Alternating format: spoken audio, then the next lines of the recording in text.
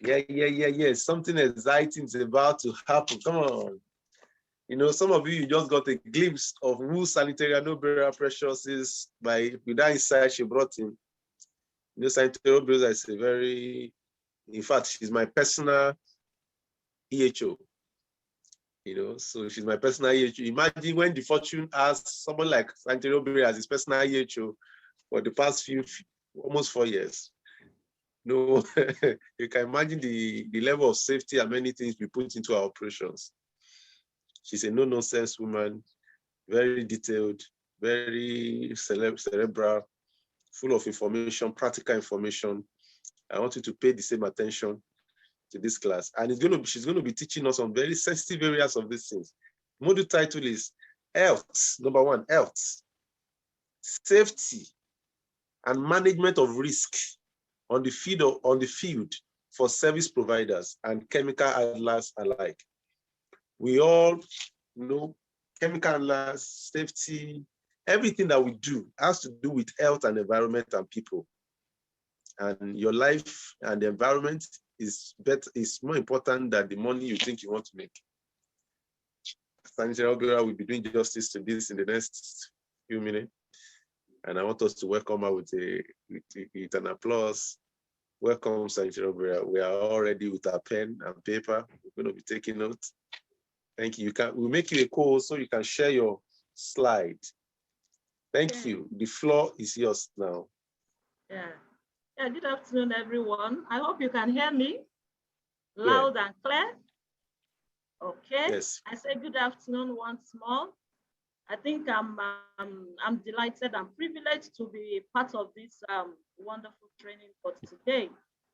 And I also I kind of congratulate you too for being part of this moving train. And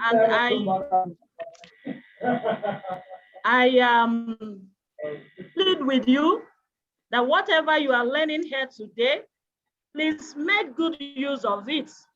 And of course, God will continue to help and protect each and every one of us. So I'll be talking on health, safety management, in the handling of pesticides, in the operation that has to do with pesticide application and all that. Okay, so I'll be sharing my slide from here. Yes, we are talking about health, safety, and management of risks on the field of service providers and chemical handlers alike. Okay, can you see the slide? Hello? Yeah, we can see it. Okay. Yeah, we can see the slide. Yeah. Okay, thank you very much. All right, thank you. Yeah, we can see it. All right. So the outline of the slide, we'll be talking about introduction, of course, definition of important terms, what we mean by health, safety, and management system. We call it HSC MS, as far as health and safety professionalism is concerned. And then we'll talk about essential elements of HSC EMS. And then we'll talk about the hazard analysis, risk assessment, risk evaluation for pest control service operation. You know, in this operation that we carry out, in this activity that we do on daily basis, you know, we have been exposed to different kinds of hazards and risks associated with these hazards. So we'll look at the assessment of this risk. We'll first of all look at the analysis of the risk, assess the risk, evaluate the risk as it concerns our operation.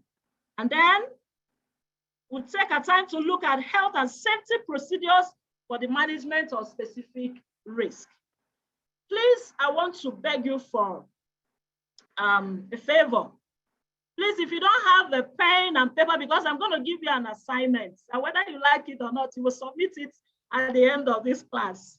I can hear somebody laughing. Yes, you will submit it at the end of this class and I will mark it.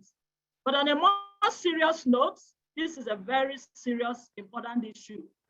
When we talk about health, safety, environment management, it's a very serious issue, because if we don't take care of our health and we are not conscious of safety, and we don't put up, management system in place to make sure that some of these hazards that we interface with on daily basis, as far as carrying out our operation is concerned, and looking at possible ways by which we can, if possible, eliminate these hazards and do away with the risk associated with it.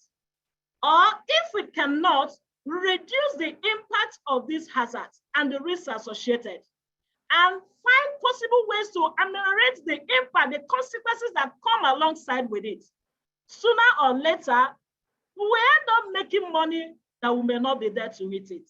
And I pray that it will not be our lot, and it will not be a lot of anybody that is in this program as far as today is concerned. That's why I want you to be very, very, attentive as you write down in this module. Okay, now we look at the introduction. Of course, a company's viability is determined by its financial capability. Okay, that a company is viable, that a company is doing well, that a company is at the forefront, is as a result of the financial capability that that company is having. And why is that financial capability coming in? Because of the increase in clientele, increase in business deals that the company is having. It's coming as a result of the financial strength of such company. It's coming as a result of the sum of businesses that that company is doing, okay? And of course, if the environment where this business is being done, if the environment where this business is being operated on is not safe and is not healthy, of course, then sooner or later, you begin to have issues, injuries resulting, illnesses coming up, even death can also occur to persons. It could be damage to assets. It could be, a dent in your reputation, damage to the environment at large. And of course, when those kind of things are happening, what do you expect? Of course, you begin to see that the economy will begin to dwindle down. Employees will begin to leave you because nobody will want to work with a company where if you have any issue, health-related wise, and they will lay you off. Before you know it, people will not want to, to work with that company. And then, of course, clients will begin to withdraw their contracts from you. A company that has an issue of reputation, who will want to invest in that company? Who will want to have business to do with that company? So that's why we take the issue of health and safety as far as pest management operation is concerned. Now, let me go over to definition of important terms. But before I do that, there's a story I want to tell, because every time I'm handling this particular course or this particular module, I always love to share stories, experiences, that I've gotten from people and all that. I remember a particular year, some years back, I had a friend, he's in this business and he's doing very, very well. He told me a story that really touched me, but God saved him. They had business to do. They had a business to do with Fidelity Bank sometime around, somewhere around the Ikeja. And he went with some of these guys. And while they were at the banking hall working, I think the guy that was using the fogger, he didn't know how to use the fogger very well. And that's why when we'll be progressing in this particular discussion, you will know that the importance of training your employee, it can never be overemphasized. This guy was not properly trained in the handling, when issues arises as a result of using fogger. Some of us carry fogger. That fogger you see can set a whole company ablaze if you don't know how to handle it. Because if you watch, when we use the fogger, look at the back of the fogger, you see one kind of flame that is at the back, and the fogger is using diesel or kerosene, depending on the diluent you want to use. The fogger is using fuel, okay, and is bringing out the temperature that is being used as far as that resonator is concerned, is about 1,300 degrees Celsius. It's a very high degree of temperature, okay, and it can lead to a very serious fire hazard. Now, what happened that particular day when that guy was in that banking hall working? I think the fogger suddenly stopped, and the CEO was downstairs. Thank God he came to that site with them. He was downstairs, and the guys were up in the banking hall working. And of course, you know how the banking hall used to be everywhere, sealed up with glass and all that. And when the fogger stopped working, you know, the guy didn't know the next step to do. Do you understand? He put the fogger down. And because there's still trails of diesel still coming out, the next thing, the diesel that dropped, you know, inside that resonator that was not converted, what happened was that the carbon got ignited, and the fire and the fogger went on flame. And the guy was shouting, you know, that kind of a thing. And the CEO was downstairs. And they started hitting the glass. Oh, God, there is fire, oh, God, there is fire. And he couldn't hear. So fortunately, there was one of the glass that they could pull from that inside. So he climbed up, but he couldn't enter. He had them to open that glass and throw the fogger from up down. Because the fogger was aflame. And that was how God helped them. They threw the fogger from that up to the down. And thank God there were no vehicles parked in that compound as at that moment. And that was what saved the situation. Of course, you cannot ask me what happened to the fogger. The fogger got finished. But what happened was that at least God helped them to survey that situation, because that would have been a very serious blow on the reputation of that company. It would have, in fact, it would have been out of business. But God, so that's why when we talk about the issue of health and safety, it's something that we have to take very, very seriously as far as pest management and pest control process and operation is concerned. Let's continue. Health. Health is a state of complete physical, mental, and social well-being, and not merely the absence of disease or infirmity as stated by WHO. Of course, the clients, the employee, the business owner, and the nation at large needs good health to, of course, to have a sustainable development. When you talk about health, the state of optimum soundness of mind. Physically, you are okay to discharge your responsibilities as it ought to be. When your mind is settled, when your body is okay, when your everything around you socially, you are okay. We say that you are what? You are healthy, okay? Your clients need to be healthy. Your employee needs to be healthy. The business owner, the CEO, the MD, you need to be healthy. And the nation, of course, is depending on you. The environment is depending on you. They need you. Everybody needs to be healthy, even as you carry on that your operation, to have what you call sustainable development.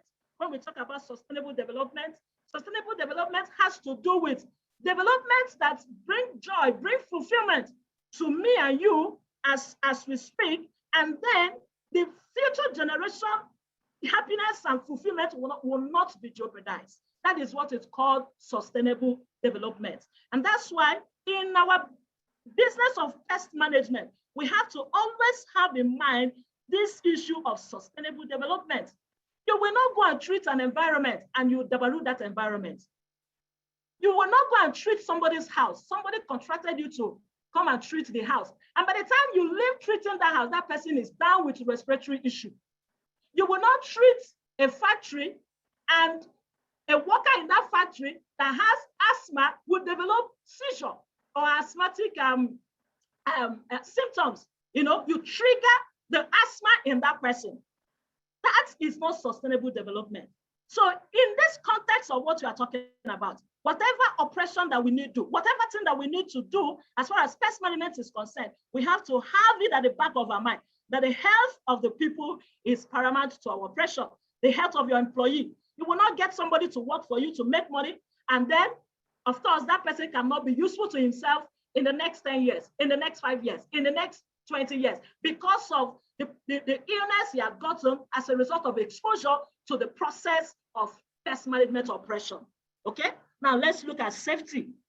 Safety is a state in which one is free from danger or situation that can cause harm or injury to person, damage to equipment, and damage to the environment. When we talk about safety, of course, any situation that can cause harm to injury to anybody, damage to any equipment, if you have to make that situation to be free from danger, we said you are doing what? You are doing safety proceedings or safety procedure. Safety is very, very important as far as this operation is concerned. You have to be safe to enjoy the process. Your employee has to be safe working for you. Your client has to be safe to keep giving you a job. The environment has to be safe so that you have more places to work on. And that's why safety is very, very important as far as this profession and this job is concerned. Environment. Of course, environment has to do with the surroundings around you, the air you breathe, the land you walk on, the water you drink, the animals, the plants' lives, all of them are part of the environment. The biotic and abiotic aspect of the environment, the built and unbuilt aspect of the environment, they are all parts of what we are talking about. The places where you need to render your service is part of the environment. The chemicals and the equipment you use is part of the environment. The facilities that you need to treat, the activities that goes on in carrying out that operation is part of the environment. All of these, okay, must be maintained in a healthful and safe state if actually we want to sustain life and well-being as planned in our stated objectives. Very, very important. Company. The company you are looking at here today is any organization that engages in pest control management and service provision. That's the company I'm looking at, okay? The company I'm looking at is that company that is concerned with the day-to-day activities that has to do with pest control, pest management, and pest-related services operation. The practice we're talking about here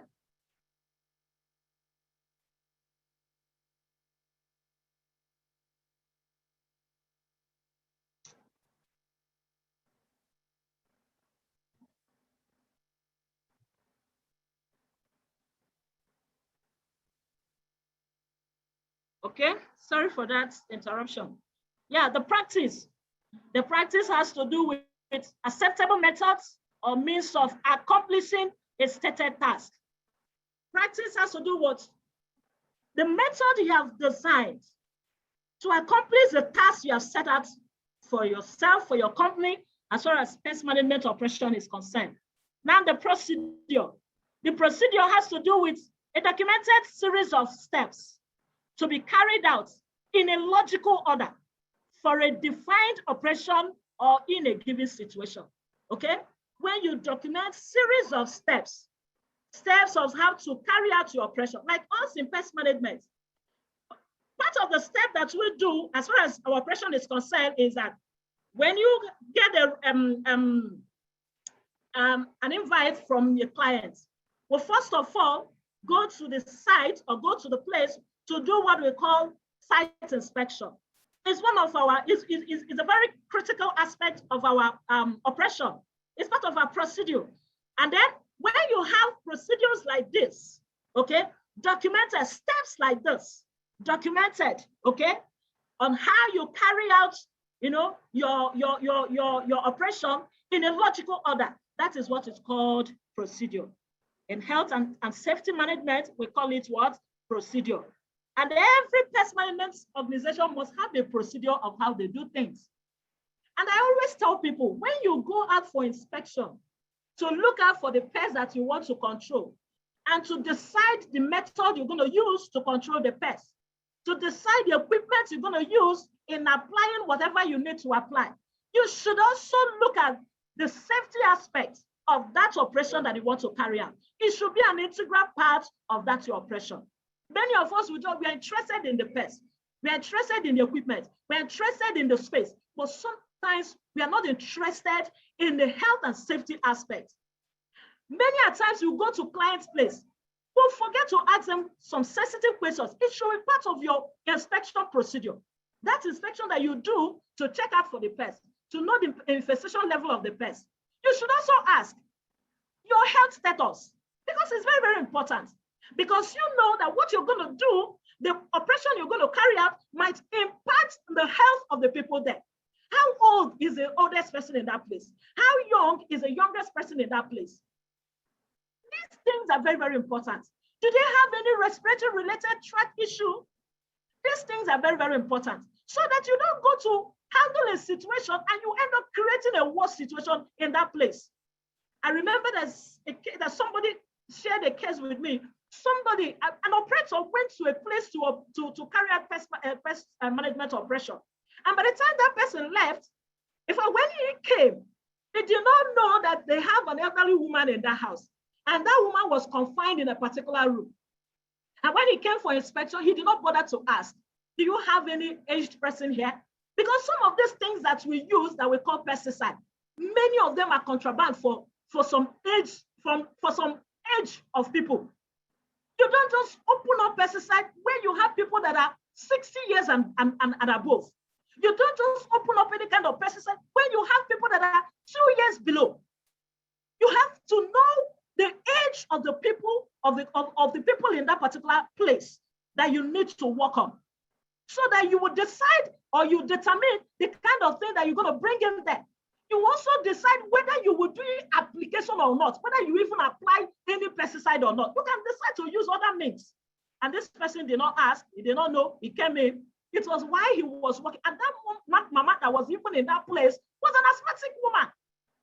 And of course, you know these things that will spray, all these agrochemicals that will spray. Immediately you open it up in a room, you will begin to perceive it in all the places.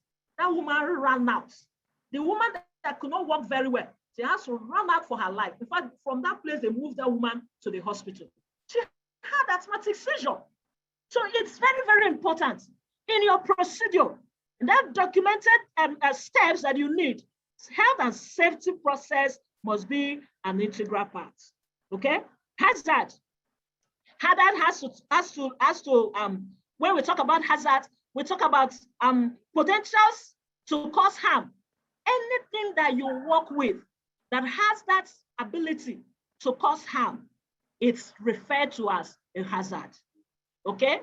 It includes ill health or injury, of course, the harm that it can lead to, ill health, injury, damage to properties, plants, products, environment, and all that. Everything that we work with as far as pest management operation is concerned is a hazard. The fogger you carry is a hazard. The sprayer you are carrying is a hazard. The pesticide you are applying is a hazard. Okay? A whole lot of things that we do. And that's why in environmental health, when we classify hazard, there are physical hazards, there are biological hazards. Okay? The pests that we are combating, or that we are trying to fight against or trying to control is also a hazard on its own. It's a biological hazard. Okay? We have chemical hazards like the pesticide I've mentioned. Different, any kind of pesticide you can think about, whether the one they say is unlikely to cause harm, is a hazard. Okay? And then we have psychological hazards when there is no good flow of relationship between workers and between employer and employee. It's also a hazard because the relationship that is ongoing in your office can make or mar your operation. If your worker is not having the right frame of mind, he can go there and you constitute a very serious issue. Yes, if his mindset is not okay, if psychologically it's not okay. And that's why in this process, there's a whole lot of things that you as a manager, you as a business owner, a whole lot of things you need to put in place if you want HSC management, whatever, to work effectively for you.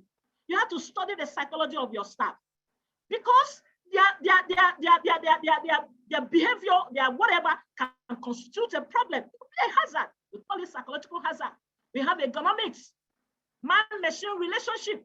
And that's why before you give anybody the opportunity to carry any kind of equipment, you must ensure that that equipment is suitable for that work, and that worker is suitable for that equipment. Somebody that is not well groomed in using mist blower, you don't dare it. It might end up constituting a very serious issue because it's dealing with hazard. Okay. Okay, now we look at risk.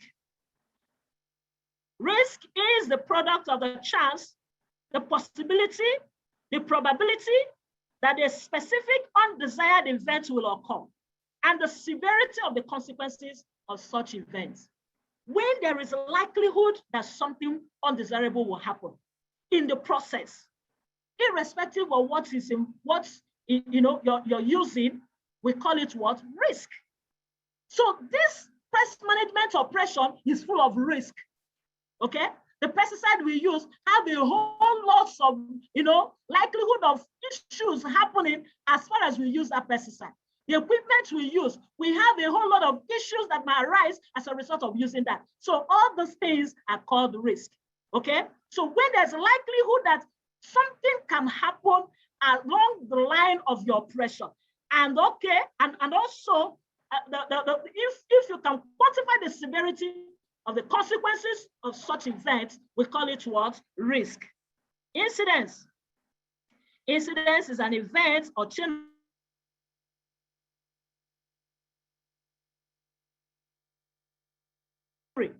illness and or damage, loss to assets, the environment, or even to third party.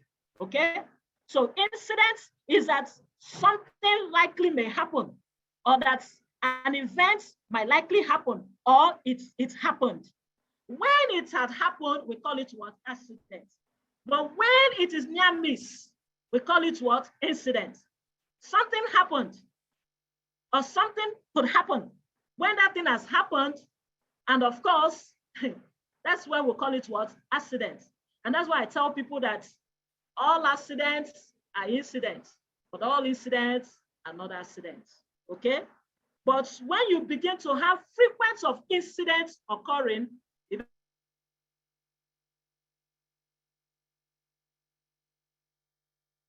management plan that you put in place and be sure that that plan is working. If it's not working, you have to do what? You have to re-strategize and replan so that you don't experience some of these things that people in the past had experienced. Okay, PEP Talk. When we talk about PEP Talk, PEP Talk has to do with talk given to operators before they start out for any given operation. In fact, I do that a lot. And it's something I encourage that every organization should do it. Okay? Before you set off for an operation, even sometimes right at the site of that operation, you should have what we call the PEP Talk. Do a little talk of what you people have come here to do. Remind them of the risks, the hazards associated with what you people are there to do. And then make sure that everybody must comply with whatever measure that you have put in place to ameliorate any impact or any eventuality that will occur. Okay, that talk is what we call the PEP Talk. Don't just allow them to enter the vehicle, zoom out. Always have what we call the PEP Talk. It's part of the integral aspect of environmental health, safety, and environment management system. Okay, environmental effects. Environmental effects has to do with direct or indirect impingement of the activities, products, services of a company upon the environment, whether that effect is adverse or beneficial. But most times in environmental effects, we look at the adverse impingement of activities on the environment, on activities and all that. Okay, and then as low as practicably, reasonably practicable. You may be hearing that. You may be seeing the acronym. We call it ALARP. ALARP, as low as reasonably practicable. This is simply a principle that is used in satisfying a requirement to keep the risk level as low as possible. In HSC management, we always talk about this ALARP, okay? And you can only achieve a reasonable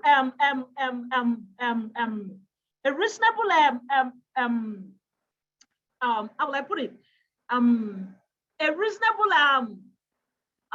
success when you have actually analyzed your process, identified all your risks and hazards associated, and the likelihood of those hazards causing problem, which is the risk. And then you begin to put, we'll see that as we progress, begin to put measures, okay?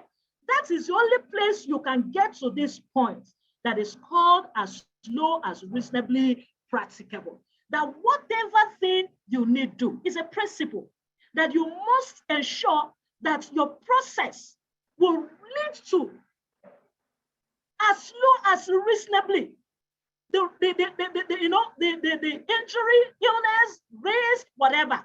You always make sure that your process is brought to the level as low as reasonably, possibly practicable, that issues may not arise as a result of your operation. Health, safety, and environment management system critical activities. Okay, here we'll talk about activities, personnel, or measures that have been identified as vital to ensure asset integrity, ensure and prevent incidents, and or to mitigate adverse HSC effects. Okay, those activities, the personnel, the measures that you have identified in your process, okay, and also look at them to ensure that your asset integrity is maintained. Accident and incident or whatever is prevented. And you have put up measures to mitigate any kind of impact that will arise as a result of that operation. We said what is HSCE critical issue or critical activity. Okay? Now, health, safety, and environment management plan. A HSC management plan is a description of the measures of achieving health. The measures you've put in place to achieve optimum health, to achieve optimum safety, and to achieve the environmental objective your organization has set. That is what we call the HSC environmental management plan. And then what is HSC environment management? The HSC environment management is the overall management function. Including planning, okay, that develops, implements, and maintains the HSC policy. In fact, here I usually tell people that HSC management initiative is a top-bottom initiative. It's not a bottom-top issue. It's a top-bottom issue. That means it has to start with you and me, you and I. Okay, those of us that are the MDs, the CEOs, and all that, it starts with us. We are the custodians of that management system. We are to set things in order. We are to put plans in place. We are to develop whatever we need to work with as far as HSC is concerned. And we are to ensure that implementation is done without looking at anybody's face. Because if anything goes wrong, it is you and I that will still face the consequences. Okay, so that's why it's a management issue. Okay, and then health, safety, and environment policy. The health, safety, and environment policy is a policy statement of the intentions and principles of action of the company regarding its health, the safety, and environmental effects, giving rise to its strategic and detailed objectives. Sometimes when you get to companies, you see their policy statements. It's part of HSC plan, okay? Every organization must have what we call HSC policy, because that policy is a statement of intent that this organization, start to do this, do that, do that. Just sometimes it could be a 1 line, 2 line, 3 line statement, okay? But that statement, it's okay, it health and safety, based, so that anybody that comes in will look at what the company believe on as far as health and safety is concerned, okay? And then is with that policy, you begin to bring out the objective that you want to use to do what? To achieve that policy, okay? That's why the HSC Environment Strategic Objectives has to do with the broad goals arising from the HSC policy. I've said that before, okay? So the objectives, the strategic objectives is designed to satisfy or to ensure that the policy is achieved, okay? To satisfy the main goal of that. Very, very important. Okay? Now, health, safety, and environment management system. The system has to do with the company structure. It has to do with responsibilities. It has to do with practices. It has to do with procedures. It has to do with process. It has to do with resources that is made available for the implementation of the health, safety, and environment management. Let's go to HSC MS. That is Health, Safety, and Environment Management System. Of course, according to the E&P Forum, a HSC management system is a company structure, responsibilities, practice, procedure, process, and resources for implementing health, safety, and environmental management. It is also the quality management system for managing the risk in the company to ensure the protection of its people, assets, and their reputation, and the protection of the environment the company operates within. So that system that your company puts in place to ensure that you make sure that you have a structure on ground. Make sure that you have responsibilities that you give to people to do, to ensure that health and safety is paramount. The practices that you undergo, the procedure you put in place, like you talked about earlier, okay? The resources you make provision for, all these things must be there for the actualization of the implementation of health and safety plans that you have in place. And that is what HSC MS is concerned. The three main components are: one, commitment and leadership. HSC management system in pest management operation. The three components is: one, commitment and leadership. CEOs must be committed and be at the forefront in making sure that safety, health, safety, and environmental management is paramount in every of their operation and discussion. Okay? Implementation of new policies and risk management. These are the three important things: commitment and leadership, implementation of the policy, and the risk management. Very, very important. Let's look at the HSC MS elements. One, leadership and commitment. I've said that before. As a leader, as a CEO, as a company owner, as a manager, because you're part of the leadership, you have a responsibility to make sure that HSC works in your organization. The health, safety, and environment management system works. You have to set it in place. You have to design a policy and strategic objective. You set objectives that will help in the actualization of that policy. Your organization, you have to organize your system so that everybody knows what to do. People are responsible for something. You don't leave people, you don't just leave them to do whatever they like to do. Oh, we have work to do at Iketa. You go get the machine. You go do that. No, you have to make sure that people are responsible and they are on to that responsibility. That if anything goes wrong, they are to be held accountable. That's responsibility. And you don't just run helter-skelter. You must make sure that people are responsible as far as achieving HSC is concerned. Resources, you must make resources available. Sometimes I see people in pest management operation, it bleeds my heart. That people are working, no common hand glove, no resources. And you are talking about HSC, no good respirator, no good standard PPE. These are the things that you have to look at as far as HSC management is concerned. You have to, HSC management system, one of the elements again is hazards and effects management. You have to look at the hazards because that's what we're going to do. That's why I said you should get a biro, get a paper, because all of us, we will begin to itemize all the hazards that we think is we are being exposed to or is inherent in our operation. Okay, and then we'll begin to look at how to do what to provide solutions so that issues will not arise as a result of exposure and allowing those hazards to thrive in our operation.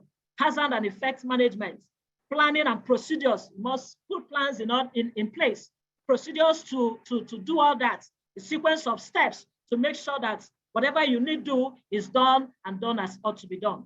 Implementation and monitoring, whatever you have planned, whatever you have put in place, all the objectives and all the things you need to achieve the objective that will achieve the overall policy and goal, of course, you have to implement it. And as you're implementing, you have to monitor. You don't say, yes, I provided all the resources. They have PPE, they do this, they do that. Are you monitoring? Once in a while, some of us, we have now grown so big that we don't even go to site to check what these guys do. Some of them don't make use of these things we provide. Some of them, even when they do haphazardly. Sometimes you bump in them. Sometimes you go check what they're doing. You monitor. And if anybody is erring, of course, you know what to do because it's part of the system you have put in place. And then once in a while, you audit. You can do external audit. You can do internal audit to look at the overall process and see need to review, bring in new things, new ideas and all that. Okay. Now let's look at hazard and effect management system. Because this hazard and effect management system is an integral part of HSC MS. The overall concept of HSC MS is embedded in hazard and effect management system. And when we talk about hazard and effect management system, we are looking at 4 elements. And these 4 elements are: 1, hazard identification. I hope you're with your biro and your pen. Risk assessment, risk control, and recovery measures. These are the 4 basic integral aspects of the elements of HSC, that's hazard and effect management system. Okay. Now let's look at hazard identification. The hazard identification, because you cannot control what you don't know. I always tell people, you cannot control what you don't know. You must know what you want to control. And it starts with identification. The same thing we do when we go out for our inspection and all that. You cannot control what you don't identify. When you get to a place, clients is shouting, is this one that is doing me? I think I saw a rat in my house. It may be lizard that is in his house. And he saw the way the team move, he says it's rat. You have to go there to be sure it is rat. That is the essence of inspection. And make sure that actually what I'm coming to combat with is what is a rat. The same thing in hazard identification. You must identify the hazard. Now begin to look at our operation as pest management operators, as people that work, employees in pest management operation organization. Begin to identify the hazards that we see in our day-to-day operation. Okay? Look at the risk involved. Look at the hazards, identify the hazards and the risk that is involved. Look at the pesticide you are using. Is it a hazard? Is there any risk involved in it? Look at the equipment you are using. Is it a hazard? Is there any risk involved in it? Look at the activities that you go on, you carry out at the site. Is there hazards associated with it? Some of us will go as far as climbing a very serious height, to control some pests. Some has to enter the roof. Some has to, a whole lot of things. Begin to analyze these activities and identify the hazards that you think that is associated with this. And begin to look at the risk that is associated with these hazards that you identify. I hope you're doing that. I hope you're doing that. Now, these hazards can be identified through experience-driven judgment, use of checklists, use of references to regulations, codes or standards. Okay, you can draw up your hazards from some of these. But I tell you that those of us that is in this operation, if you are really in it, you don't need any code of conduct, any code of whatever. because you know it. He's glaring, he's looking at us. So you need to use your biro and begin to list it out one by one. Now, after you have identified these hazards, the next thing is the risk assessment or the risk evaluation. All these hazards you have identified, you have to start determining the likelihood of that hazard to cause injury. What is the likelihood of the pesticide you are using that it will cause injury? What is the likelihood of that equipment you are using, whether it is mini fogger, whether it is a thermal fogger, whether it's ULV, whether it's knapsack, the backpack, whether it's motorized, which one, whether it's tractor mounted, any one of them, begin to look at it. Is there any likelihood that could be, injuries resulting as a result of using that? Could the usage of any of this result to illness? Could they result to damage to health of any of your predators? Could they result to damage to the health or properties of your clients? Could they result to damage to your assets? The asset you spend so much money to buy. Today. Hello. Hello. I'll mute everybody now. I've muted everybody. You can kindly unmute and continue.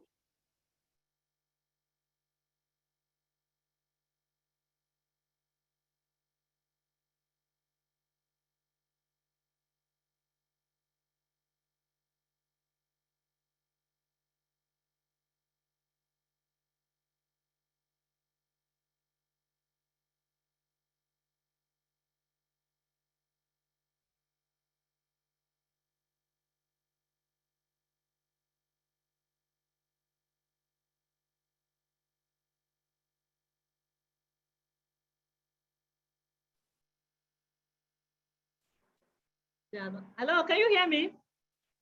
Yes, you're audible now. All right. Thank you very much. Okay, I hope you are following me. Yes, ma'am. Okay, thank you very much. Yes, so we are in risk assessment and risk evaluation. And I said that you have to start looking at all the things that we'll work with. The chemicals we'll work with, the equipment we'll work with, the environments where we work, and the process, the activities we carry out in making sure that our operation goes seamless. Okay, you have to look at them. Are there hazards inherent in them? Are there likelihood of this hazards resulting to issues, injury, illness, or damage to health of your predator, damage to the health and equipment of your clients, damage to assets, your own assets? I had what's it called? This German fogger, the swing fog is about 850,000–900,000 naira now. Okay, so you can imagine, investing in this kind of assets, and because you don't put HSC management plan in place, and something happens along the line, and that fogger is you understand what I mean? It's not funny.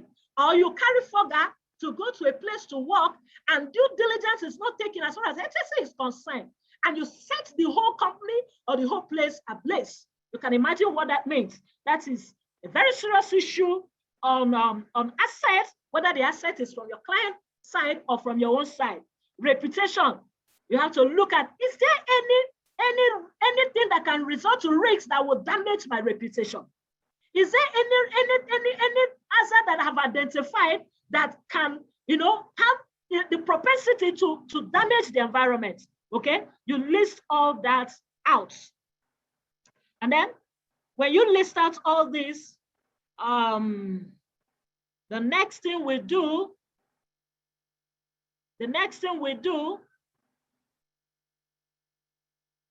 the risk management or risk control.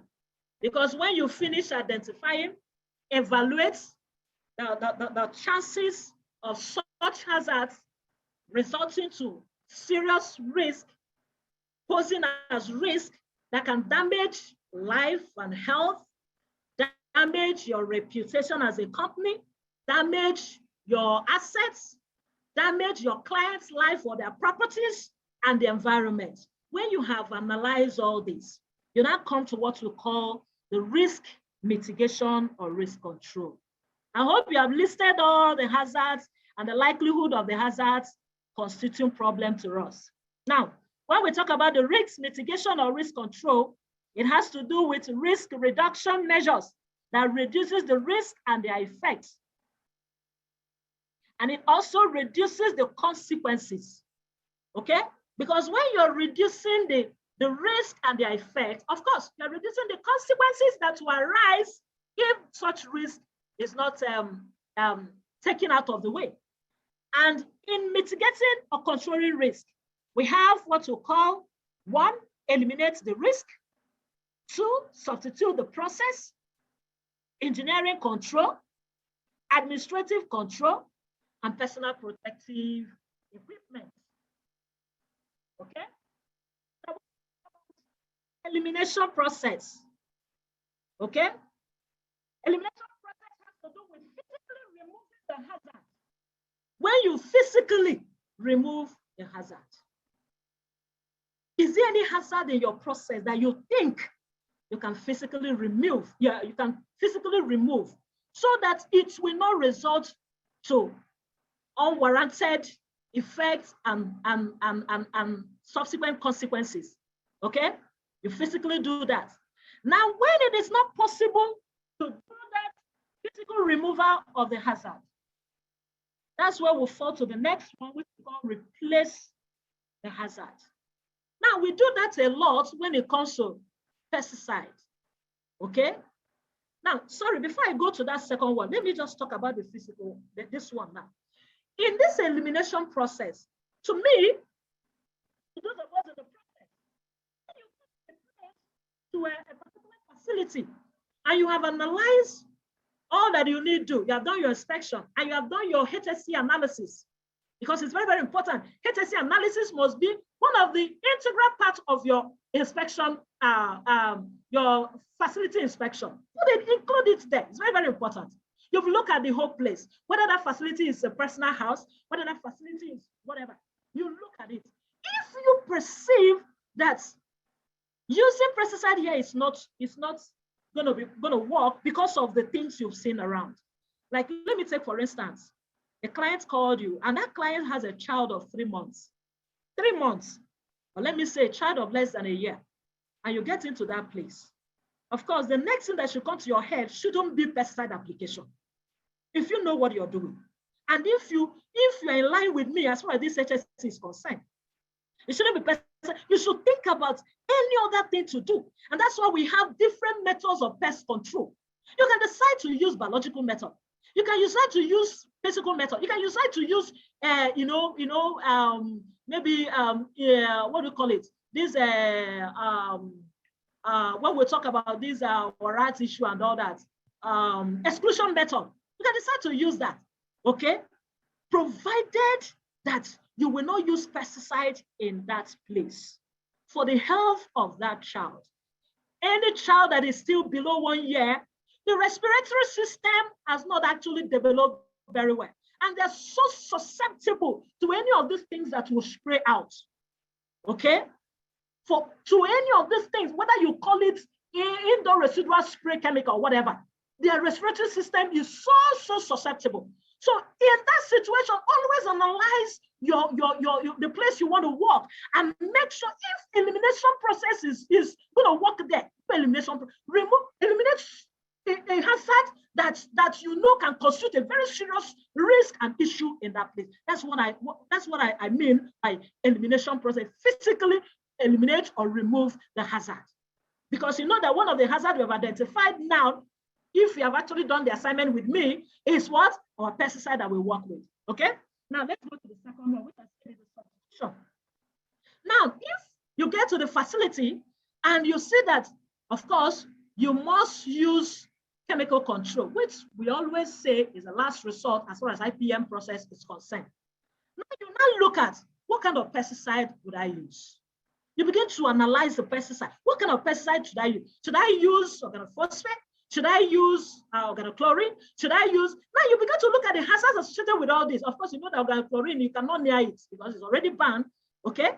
Organochlorine, organophosphate, you look at it, of course, those ones are one of the most poisonous substances we ever work with. That's the truth, whether you like it or not. Organophosphate, and that's what food they market. Most developed countries are not using it anymore. And that's why they're shipping it down here so that we can use it and kill ourselves. Okay? So you look at it, substitution. I have to replace this hazard. You replace the high risk hazard with less one. You replace it. Okay? You can decide to use pyrethrum. You can decide to use nicotinoid. You can decide to use any other that will make that, the chances of the hazard there will be less. That is what we call the substitution method. Now, the engineering control. The engineering control has to do with isolate people from the hazard. Sometimes some of us will go to a particular facility to work, and people are still there. We are in a hurry to work and go. We are in a hurry to work, and especially when some of us that are CEOs and managing directors are not closing in on these guys. Sometimes they go to site, they're in a hurry to do this thing. Some of them say, I want to do this pest control with swag. They want to quickly swag their swag and zoom out. They will not wait for the last person to exit that place. They will open up their spray. And before you know it, you begin to have issues. Some people, I've had issues and whatever, that people are still in the office and somebody is applying pesticide. It's not part of HSC at all. Okay? So engineering control is not until when you use machine. Engineering control has to do with isolate people from the hazard. Anyhow you can do. You can take them to another space. You can, all that and all that. You can, whatever you need to do to make sure that you take them out of that space. Isolate them from whatever hazard that is, inherent in that process. That is what is called administrative control. Okay? And then the next one, which is always the last, is the PPE, the personal protective equipment. Of course, in the hierarchy of control, the hierarchy of risk mitigation, PPE is always the last resort. And you still find that some of us, still falls in this one. PPE. Do you provide adequate PPE for your employee? And even when you are in a particular facility, sometimes these facilities will mandate somebody to supervise what you are doing. Do you go with an extra PPE for this person? HSC plan will put that person into your process because you will consider that person. You will know that somebody, a supervisor in that company, will walk around, alongside with your guys. You have to make provision for an extra PPE, an extra nose mask. You understand? An extra. Put it in their bag. Put it in their luggage, so that when they get there, they will give it to that supervisor, so that his or our own health and safety will be covered. Okay. Now let's talk about the PPE. Of course, we all know it. We all use it. Our helmets. Why do you use helmets? To cover your head, so that, to avoid heavy things falling on you, or even when you see your head. Sometimes when we are working, we climb heights and all that, especially when some of us work in a construction site, sometimes they set up all these scaffolds and all that. And then there could be possibility of exposure of your head to, some of these things. If you're not putting on a helmet, you might be exposing your head to very serious, hazard, okay? And that could result to head injury. So helmet is very, very important. Don't say, what do I need it for? You need it to cover your head. And let me tell you something. It has been discovered that the head is part of the route via which pesticide gets into the body very fast, especially for the men that usually have skin. They know they cut their hair to this, their style, they call skin, that their head will be no hair at all. It exposes the head region to, absorption of this pesticide drift that is coming out. So you need it. In fact, these days, what most of us do is that in that's your work cloth that you design, you make sure that it has a hood, so that when you put on the hood, you cannot put on the helmet and then the hood will cover the back of your neck and all that. Very, very important. The first shield is to cover your face so that the drift doesn't get to your face, because sometimes when you are applying, of course, the drift will return back, okay? Even though you need to watch the movement of the wind, but sometimes even when you're inside and you are applying, that's possibility of the drift coming back to you. So you need that shield so that it doesn't get to your face. Eyes is another thing that absorbs the pesticide very, very fast, okay? You need a face mask, a respirator, okay? The respirator I'm talking about here is not this dust mask. I feel sad when I see some, video clips of people that call themselves professional IPM operators, and what they're using in the application of pesticide is this COVID-19 mask. This COVID-19 mask, you are just killing yourself gradually, okay? You must make sure that the nose mask you are using or you are providing for your employee is nose mask that has a very good respirator. I always advocate for 3M. 3M still stands for the best for me. Of course, I know there are others, there is Vector and other, but 3M is still good. It's still, to me, is one of the best. Let me just use that, one of the best, okay? So please, don't expose these employees to, poison by inhalation. And don't expose your clients to poison by inhalation. Don't encourage people to come around where you're mixing, where you are applying pesticide, okay? Long sleeve overall, very, very important. Rubber gloves, very, very important. Some people will bare hands and they're applying pesticide. Oh my God, okay? And your boots, you must have a chemical resistant boot, not canvas, not palm. I have seen a lot of videos. You see somebody wearing slippers. Slippers. I said one day somebody will even go barefooted. Okay? Hello? Hello? Hello? Yes, ma'am. We can hear you. We are enjoying it. All We can right. hear you, ma'am. All right. Okay? So I mean the rubber boots.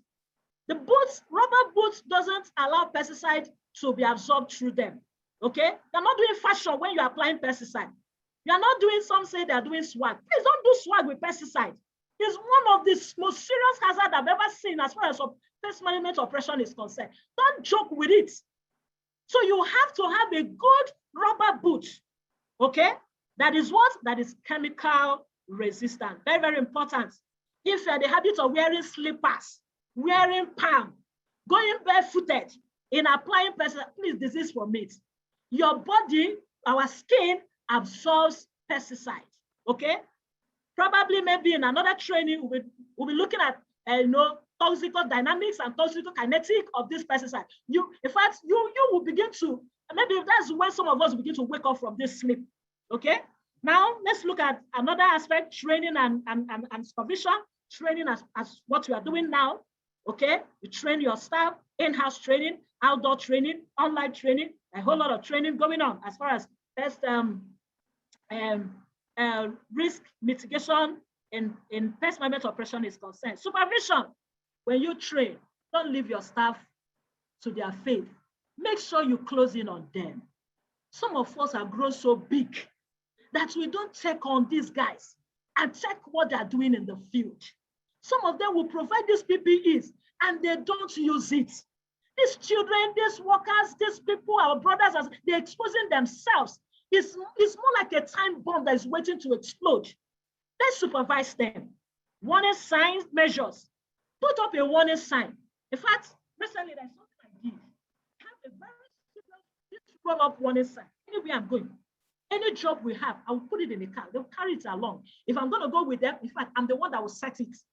Because some people, they want to see, they want to look. Some people, when you are walking, they may not know that something is happening there. But when you put that sign outside the gate of that facility or wherever, of course, it's a warning sign telling them danger, something is happening, clear off, you understand? So it's part of the risk mitigation measure, okay? Good housekeeping. There's some of us that are zero when it comes to good housekeeping. They will provide these PPEs, but, keeping them the way it ought to, you don't care. Please, good housekeeping is very, very important. In there, your store, where you pack equipment, pesticide, and all that, how is that store? Is it just somebody just jumping scrambling and be looking for something. The store is like, I don't think, like madman's corner. You know, this nothing has head, nothing has tail. Do you understand? It's also risk. It's risk if you don't know. So good housekeeping is a mitigating measure to reduce the impact of risk. Because somebody might be looking for something and stumble and hit his head on the machine that is parked there, or one land somewhere will shoot him in the eyes. You'll be thinking, how will it happen? It can happen. In HSC, we always imagine the unimaginable. That's what we are taught. Imagine the unimaginable, envisage the unenvisageable. Do you understand? And that will help you and keep you, at a point that you need to always think of safety. Imagine it. Even if it seems as if, can this one happen? Imagine it and put up measures to forestall such. Okay? Then the next one is risk recovery. Risk recovery has to do with recovery plans, which mainly honors the risk of destruction to business processes, risk of life to employees, and assets recovery. Okay? And of course, in doing this, that is where insurance policy comes in. Okay? That's where insurance policy comes in. That's some organization that you want to work for, they'll be asking you, do you have insurance policy or this or that? It's not a mere, it's not for fun. They're serious about it because it's part of risk recovery process, insurance plan. Okay? Despite all the possible measures that you can take to reduce the impact of hazard, there are some that is bound to happen. Okay? There's a possibility of the occurrence of incidents which could result in losses. Yes, always know that something can happen, okay, either by commission or by omission, okay? And then that's where insurance comes in, okay? An insurance policy is most suitable when the severity of the risk is high, but the frequency of that risk happening is low. I hope you understand this point. The severity of the risk happening is high, but the frequency of that risk happening is what? Is low. That when that risk happens, the severity, the impact you will have as a result of that risk is high, but the frequency of that risk happening is what? Is very, very low. And that's from the basis of some of these policies that we see here and there, whether it's third party, whether or whatever, okay? And some of these are, these things can be damage to customers' property. Some of these high frequency, but high rated risk, but low frequency, okay? Damage to customers' property. If you put HSC in plan very well, yes, the chances of it happening is low, but when it happens, of course, the severity may be high.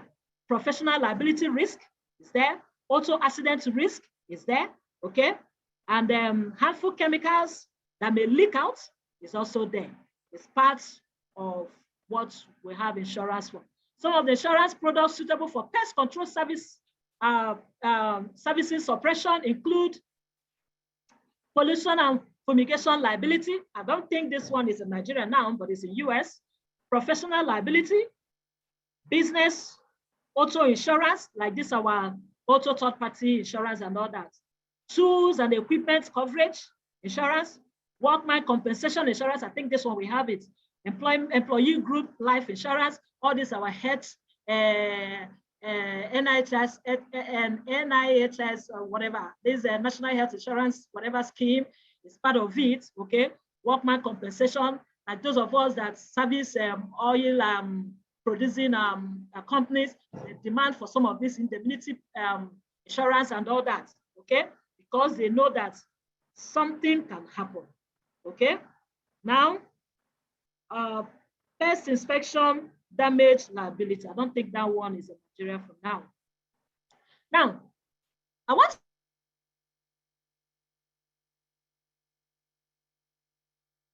now the specific risk. I don't know the number of risks you have itemized in that your paper, but I'm picking one, and that one I'm picking is what? Pesticide. I'm picking it, okay?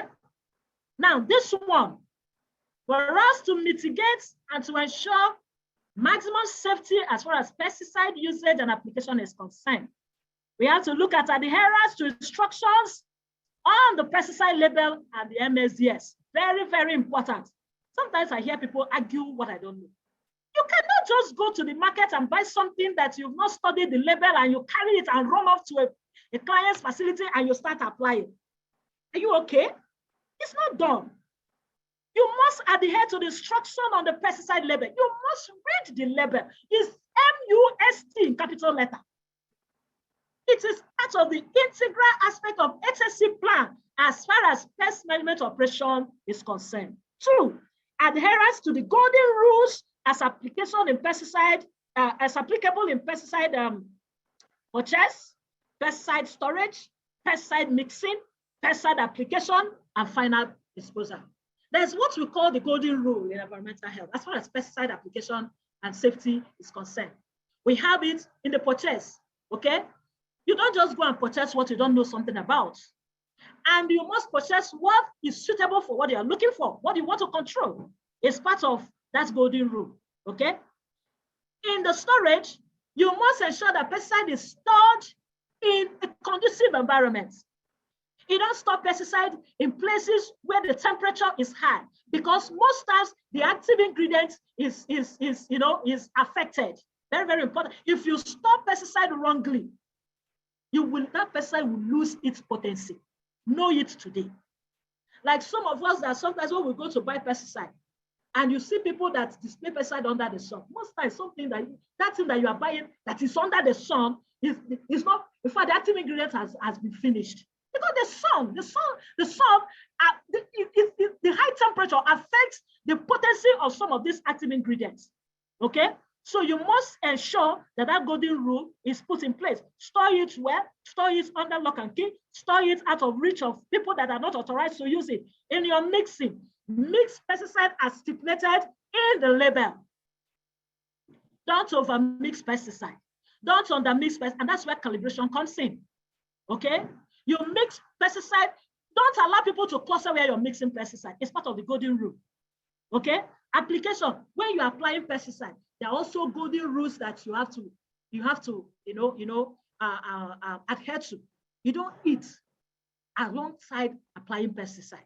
Somebody is applying pesticide, and before you know it, you say, hey, please, if me burns, you remove your mask, you remove your hand glove. Yeah, I'm hungry. I don't want to further here. Why didn't you eat before you start that operation? There's possibility of pesticide getting into you through that rubbish that you are doing, okay? Now, provision of first aid. The next one is adherence to pesticide application equipment instructional manual as stated by the manufacturer. Very, very important. When we buy application equipment, pesticide application equipment, do you adhere to the instruction given by the manufacturer? Or some of us, with Sabi, over syllabus used to worry us. You understand? By the time you have done the damage, you now remember there's a manual that accompanies that equipment. That's when you remember the manual. When you have already destroyed the equipment and maybe you have even caused damage to your business. Okay? So always adhere to pesticide application equipment instructional manual that the manufacturer provides. Okay? And then the next one is provision of first aid materials. First aid materials is also part of the management system specific for the risk I'm talking about. A whole lot of us, we don't have first aid materials. And some that have is not commensurate to the operation we are doing. It's not suitable for the operation we are doing, okay? Having first aid is one. Is it commensurate? Is it what you're doing? The third is, do you know how to use the first aid? And that brings me to the point.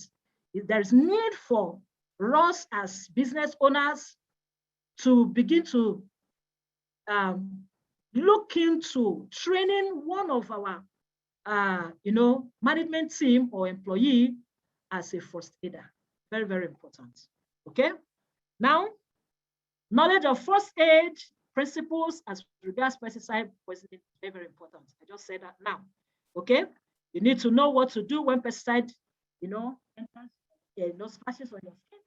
You need to know what to do when pesticide enters your eyes. You need to know what to do when pesticide is inhaled. You need to know what to do when pesticide is swallowed, okay? And there's this thing I need to correct here. Please, when people swallow pesticide, it's not every pesticide poisoning that you begin to induce vomiting. It's very, very wrong to induce vomiting. In fact, it is suicidal to induce vomiting for pesticide poisoning that arises as a result of maybe that poisoning is acid, alkaloid, and all that. Even this emulsifiable concentrate. You know the issue. When you induce vomiting, the way that acid went into the body, that is also the same way. And the impact can also, so it can burn the system. And sometimes it can even damage the lungs, the alveoli, and everything connected to the respiratory system.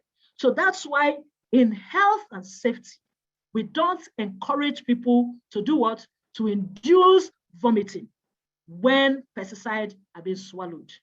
Always make sure, don't do over syllables. Do what you know. Don't overdo. Don't do what you don't know, because that could be what? Jeopardizing life and health, at that point. Okay. Now the next one, of course, when pesticide splashes the skin, you need to flush off your skin under running water and make sure that you remove that contaminated PPE, and then take the person out of the place where such contamination was done. And of course, let the person's body be kept dry and all that, okay? When pesticide enters the eyes, make sure that you use water to, wash off the eyes, if possible, running tap, let it wash the eyes quickly as possible. You have to hold the eyelid open and wash of running water, okay? Positions to do that, okay? You have to rinse the eyes at least 2 minutes or more. And don't use chemical or drops, okay? When there is splash of chemical or pesticide in the eyes, never you use chemical or any eye drop or whatever. You may just be increasing the injury, okay? Now, when chemical is inhaled, when chemical is being inhaled, of course, what you need to do is that you have to take fresh air immediately. If there are other people near or within that area, you have to warn them of danger and let them leave that place. You have to lose the tight clothes that the person is wearing. You have to lose it, okay? And then you have to apply artificial respiration, breathing has stopped. Or if you notice that the victim's skin is turning blue. But these days we do what we call CPR, okay? That is cardiopulmonary resuscitation, okay? If you know how to do it, if you don't know, like I said, don't do over syllables. Make sure in fact, part of the HSC plan is that you must have a nearby hospital to your workplace that you register your company with in case of eventuality, okay? But there are small things that you can do to save the life of that person, okay? And that's what we are talking about. If you can do artificial respiration, fine. If you can do CPR, fine. If you cannot, okay, make sure that the airways is open to allow people to cluster that place so that the person can take in air while you await a medical expert to come and help you. I'm still saying it again. Every pest management company need to train one of their employee or any of the management team in first aid. Very, very important, because you may not know when something will go wrong, okay? The next is when there is pesticide, when pesticide is being swallowed, you allow the person to water, enough water to be taken in. Raise the mouth, plenty of water, give the victim large amount of milk or water, up to 1 quarter, induce vomiting, if instruction says so in the label of that pesticide. I said it before. Never use that, oh yeah, vomit, you start putting hand in somebody's mouth. Don't try it. If the instruction in the pesticide says so, but if not, don't ever try it. you might end up killing that victim than trying to save life. Okay? Now, let's look at antidotes for pesticide poisoning. Remember that I'm talking about one of the specific risks or hazards that we work with. Okay? Antidotes for pesticide poisoning. Yeah, what we call antidotes are substances that counteract or counter the reaction of pesticide in the body, okay? Especially when such pesticide is swallowed. There are basically two types of antidotes. We have the general antidotes and we have the specific antidotes. The general antidotes, which are also known as the universal antidotes, okay? You can use it for several, pesticide poisoning issue and all that. Okay, that's why we call it universal or general antidote. And a typical example of this universal or general antidote is the activated charcoal. Okay, and then we have the specific antidotes used for specific pesticide poisoning. It is usually written on the pesticide label. Okay, whatever antidote that is specific for a particular pesticide.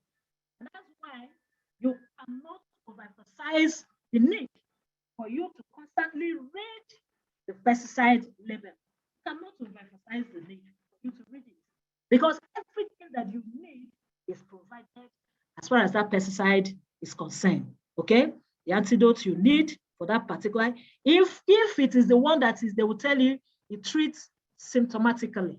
Okay, that's why when there is a pesticide poisoning and you take the victim to the hospital, the first thing the physician or the doctor will ask you is, where is the container of the pesticide that person swallowed? Because he needs to look at that same label to know what the label specified that he should do. Okay, and most of these pyrethroids, nicotinoids, all these new technology-based pesticides are usually written treat symptomatically. Okay. If the one that has specific antidote, let me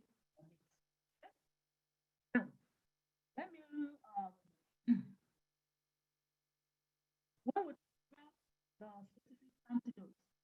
I will start with specific antidote for organophosphates. Okay. Sorry, for organochlorine, you have something like Epsom. Some of us know it. We have something like some of us know it. For organophosphate, you have something like atropine and 2-PAM. That's this thing that we call the 2-PAM. Okay, that is praridoctine.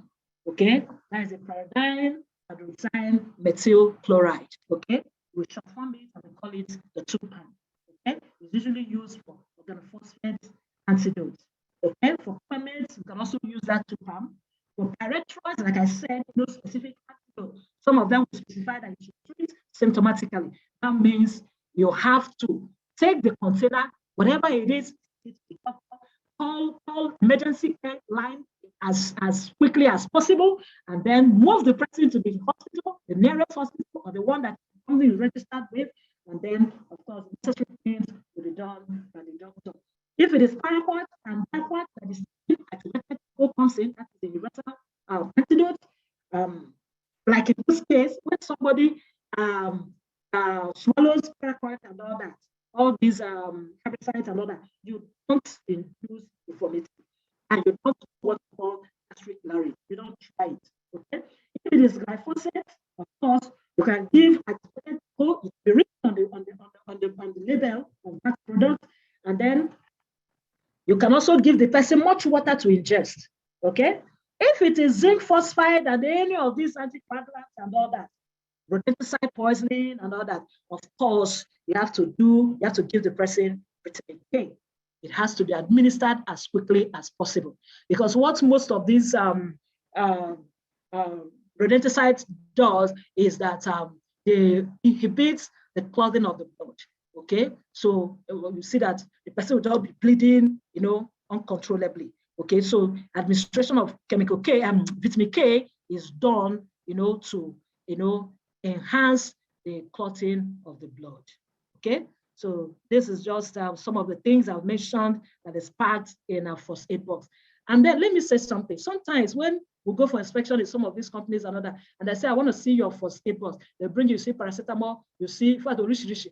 And sometimes I begin to ask, okay, if there is an issue of pesticide poisoning now, what will you give the person with this box that is here? So they will start laughing and all that, okay? So it's high time we begin to know the necessary things that we should put in our first aid box, okay? Like I always talk to you, that when pesticide is swallowed, okay, as this antidote works in various ways. Some work to neutralize the poison, some work to render the poison insoluble, some work to absorb the poison, while some work to coat the stomach.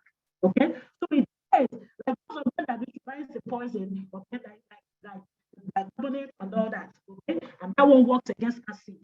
You start looking for those things and don't go over syllables, don't go beyond the limit. Okay, and those ones that render the poison insoluble and make it harmless, some sort of that very, very well, especially when it is done against lead or some of these heavy metals. Okay, and then some that absorb the poison in the body, that is the goal, that's the primary work of activated food. Okay, and that's what it does. And then those ones that is, is not to coat the stomach so that it will form a kind of lining, around the wall of the villi.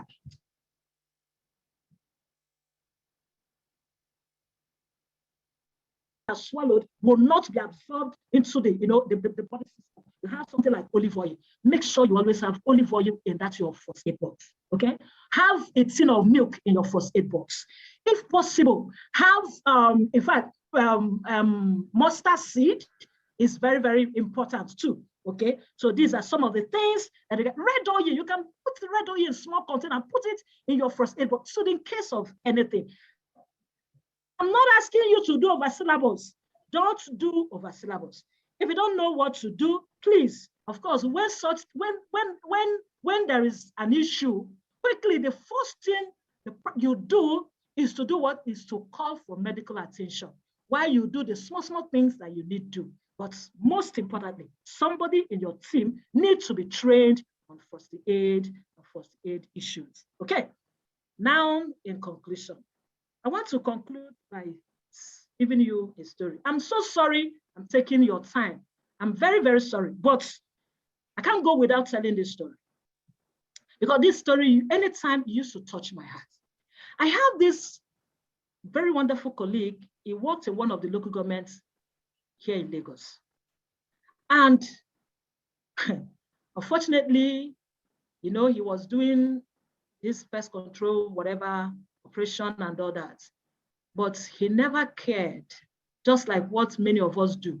He never cared to get a good PPE for himself and whoever that works with him. Okay? He believed that he can just, what is it not pesticide? Is it not this?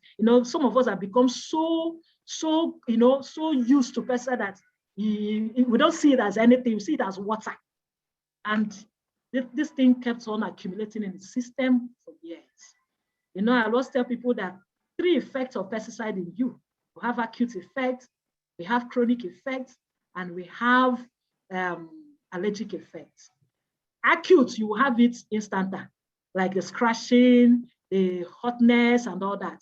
The chronic, it lingers for years, sometimes 5, 10, 15 years. And that's the ones that used to affect the respiratory system, reproductive system, and all that.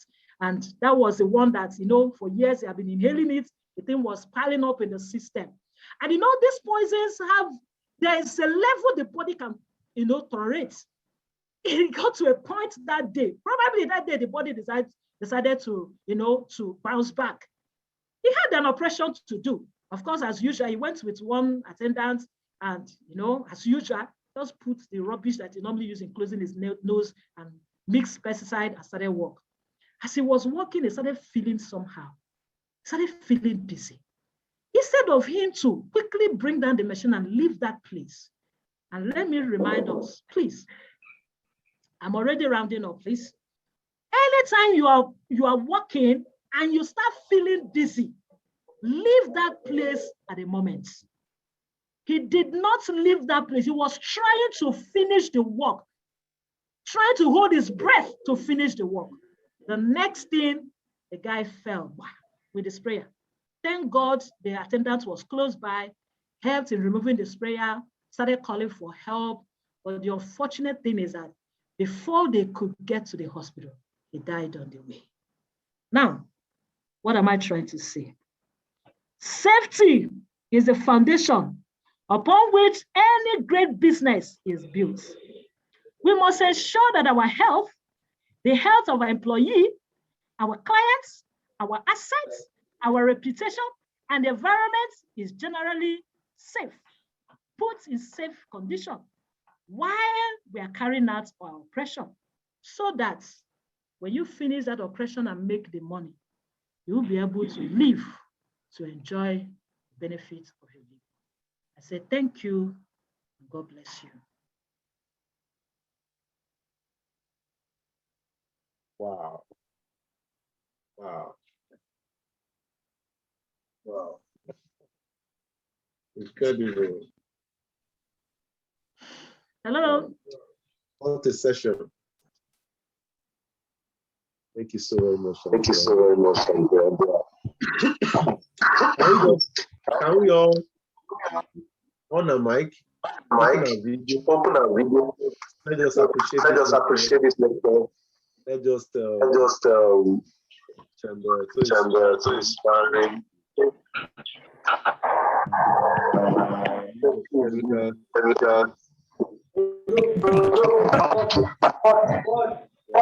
Wow. Thank you so very much. Thank you. Thank you so very much. Thank you.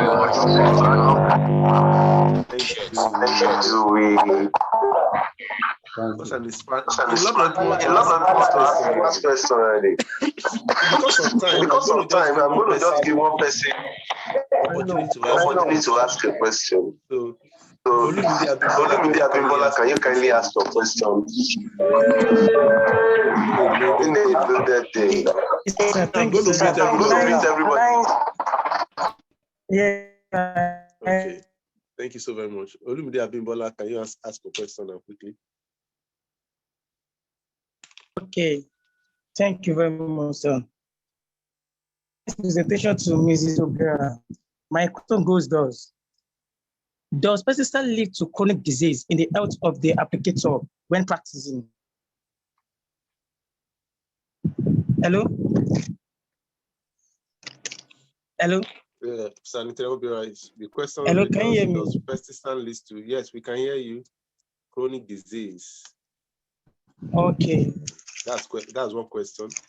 In the health of the applicator when practicing. Okay. Thank you. Okay, is there any other question? Can I just take one more person so that she can take it together and we can introduce the next facilitator, which is the last for today? Any other question? Okay, Sanitarian Obiora. Okay, choose. Please choose. We'll press prof. I want to ask a question quickly so that she can take the two questions together.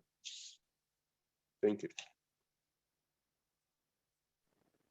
Yeah, I just wanted to add one or two, just quickly. You know, this stuff that she dished out to us this afternoon, a lot of us don't know the usefulness. But the thing is, we shouldn't allow experience to be our teacher when it comes to health and safety. On the field, that compression sprayer, you know how heavy it is. It has cost us a very great deal.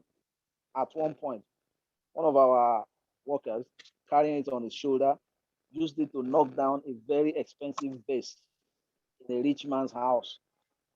All right. So that experience made us now work out something to be carrying it with. We forged a carrier for it and all that. So what I'm trying to say is that we shouldn't wait until events happen to teach us what to do when it comes to safety, when it comes to health. Thank you. Thank you so very much, Prof. Thank you. Okay, let's go to the question on Sanitarian Obiora. The question asked earlier about those chemicals, can they cause any real disease or something in the body? So that we can round up the session now.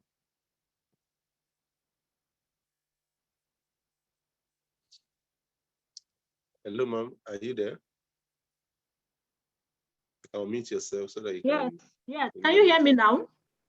Yeah, we can you hear me now? Okay, yeah. So I said that, of course, that those pesticides that we use to work or we are using in our day-to-day operation can cause very serious health issues on the operators at the long run. Okay, there are cases of long-time chronic health diseases that have risen as a result of exposure, long-term exposure to pesticide. You have reproductive impairments, you have respiratory issues, you have a whole lot, tumor, cancer. Like, of course, you know that some of this pesticide that is in the market that they will tell you, if you Google the MSDS and all that, they will tell you that this pesticide result to cancer. I have seen it. I have read it. And that's why I'm still emphasizing, always adhere to label and always go for the less hazardous. Do you understand? You know, when I was talking about the analysis of risk, analyzing your risk and looking for means to reduce the risk, to mitigate it, I brought up a hierarchy of control, okay? If there's possibility of you to take away the risk, the hazard, do it. If you cannot take away the hazard, replace. Do you understand? Substitution. Go for a less toxic pesticide. You will still get the results. The problem we have is that, and the problem the Nigerian environment have is that they want to kill everything, including themselves. I used to tell them, I said, I'm not a killer. I'm here to control pests and I will control. I'm not killing. I'm not going to kill humans. No, but it's true. I don't want to see any bed bug. I don't want to see any cockroach. Why won't you see? They're living things. If they go out of the niche, will you take their niche? You will keep seeing. So that's why control, that's why we advocate for control. If you are looking for eradication, you also eradicate the man that's giving you the job. That's the truth. So we have to know that there is illness associated with long use, long exposure to pesticide. Not that you will not do your job. And that's why this discussion is very, very important. So that you put down measures to mitigate the impact of that pesticide will have. And that's where PPE comes in. You must make sure you have your complete and good functional PPE. Don't go and use those masks to close nose. You are taking in all these fumes and it's accumulating in your respiratory system. It will get to a point one day, long-term exposure, the body will bounce back and what will happen? The person will collapse like the story I told you. And that man is gone and gone for good. The jobs he was doing, is there not people that are doing it? He died. He wasted his life. Or some others are doing the job. So don't think that if you die, that somebody will not do the job. Somebody will do the job. So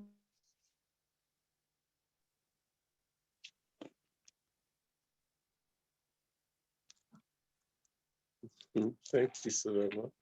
Okay. Like I said, don't go and die on the work. Amazing time there. Okay. Okay. We're going to move to the next class now, but I think there's somebody that has that. What are the materials that are meant to be in a first aid box? You know, I don't know. Sanitarian Obiora there, can you see kindly answer that so that we can be sure that all the material that's supposed to be the standard basic material that is supposed to be in a bed box, the first aid. No first aid now, you should have your paracetamol anyway. You should have your bandage. You should have your scissors. You should have some the basic first aid thing. Everything. If you go to a pharmacy, you're going to say you are buying a first aid equipped. Then the things that I feel you should have in your first aid is something like olive oil. You know, sometimes when pari-troy begin to pepper your face, you need, after you have washed, you need an olive oil. In your first aid too, or your box, you need soap. Always in your operation vehicle or in your bag, You must always have soap, a mild soap, not Omo, not detergent. That you can use in at least wash your hand regular and wash off chemicals and everything. But I think one important thing that everybody should have as part of their first aid equipment is something like olive oil, something like oil or shea butter, so that when there is this when you begin to feel the tingling sensation of pyrethroid, no matter how much you wash, it will be there. You need something like oil-based solutions to get that out. Okay, once again, I want to say a big thank you to the indefatigable, the extraordinary, the amazing Sanitarian Obiora. Thank you for bringing in the hay game. What a session we had. So grateful for coming. Thank you. Even with all the busy schedule, you're able to pull in the time and the robust curriculum.